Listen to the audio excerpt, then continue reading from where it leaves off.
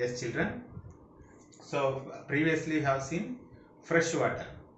So what is fresh water? The water which contains little amount of dissolved salts. That is called fresh water.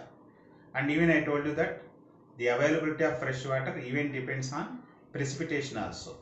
If you find large concentration of precipitation, you may find more fresh water. You may find, if you find more evaporation, there you find less fresh water. I told you example also, northern plains of India which contain more evaporation, less evaporation and more flowing of rivers and more precipitation, there you may find more fresh water. For example, and even in Thar desert where you find more evaporation, because of that you may find less fresh water. So coming to the saline water, what is saline water means? The definition of saline water is when water contains large amounts of dissolved salts, that is called saline water. What is saline water? When water contains large amounts of dissolved salts, that is called saline water. So what are those dissolved salts? What are those? Those may be chlorine, sodium, sulfur, magnesium, calcium, potassium. What are those? Chlorine, sodium, sulfur, magnesium, calcium, potassium.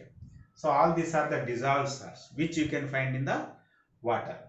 See, among all these, which is more concentrated in the water means, that is sodium chloride, which is also called common salt, which you use in our houses.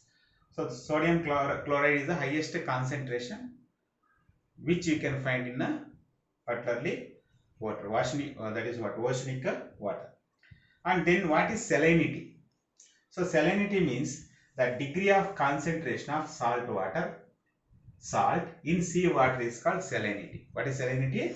The degree of concentration of salt in sea water is called the salinity. That means if you find more concentration of salt in particular ocean or particular sea, there is more salinity.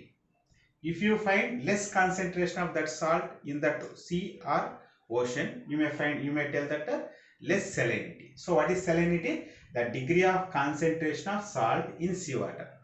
So just in order to understand this, take one bowl of water. If you pour more salt in that water, more salinity. If you pour or if you give less salt for that water, that is less salinity. That means salinity means degree of concentration of salt, presence of salt in the seawater. That is called salinity. How it is expressed? So the salinity is expressed not in terms of percentage. So percentage can be written like this. This is percentage. So generally salinity is expressed in parts per thousand. What is that? Parts per thousand. So parts per thousand is written like this. So you have to keep two dots above one dot and two dots below. This is parts per thousand. So what is normal salinity? For example, in the seawater, so if you find 30 grams per 1000 grams of seawater, that is called a normal salinity. That means if you take 1000 grams of seawater, if you find 35 grams of saline water in that, salts content in that, that is called normal salinity. Understood or not?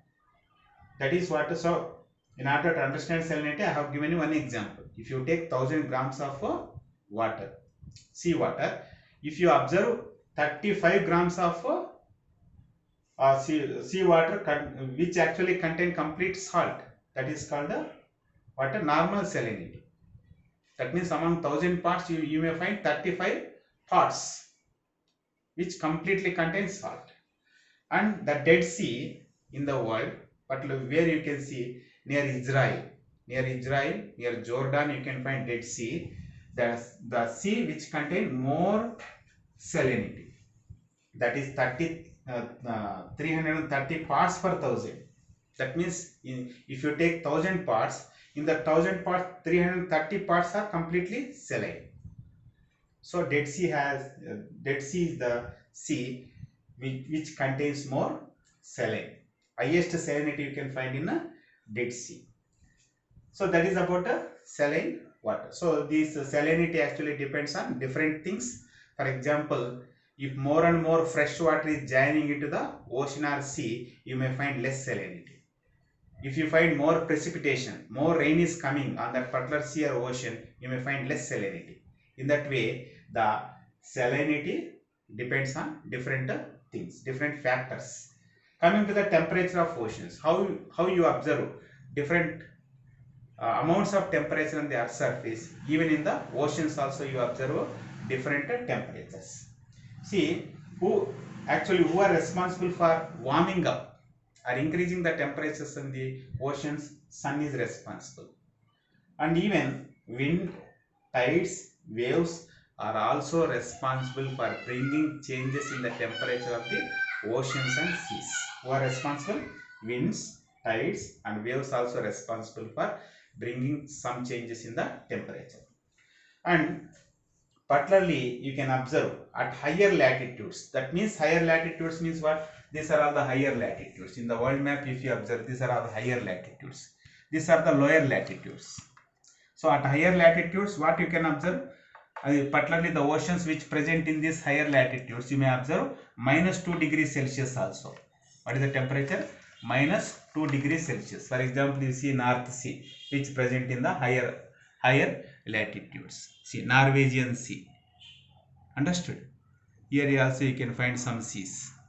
Here also. So the seas which present in the higher latitudes, there you find a less temperature, that is -2 degrees Celsius.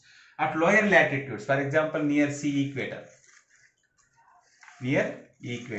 you may find a more temperature, that is 36 degrees Celsius. So what is the average temperature of the oceanic water? That is 17 degrees Celsius. What is the average temperature of Earth's surface? That is 13 degrees Celsius. See here. Average temperature of the land surface is 13 degrees Celsius. Average temperature of the Earth's surface is 13 degrees Celsius. Average temperature of the oceanic water is 17 degrees Celsius. So this temperature actually decreases from equator to poles. For example, here if you find more temperature here, this is 0 degree, this is equator. If you find more temperature in the oceanic water, generally the temperature goes on decrease towards poles. That's the important thing. Even in the ocean itself, if you find more temperature on the surface water, if you go deep and deep, that you may observe some changes in the temperature. In that way, how there are more changes in the temperature on the earth's surface, in the same way in the oceanic water also you may observe some changes in the temperature. Okay, I hope all of you understood about the saline water and the temperature. Thank you.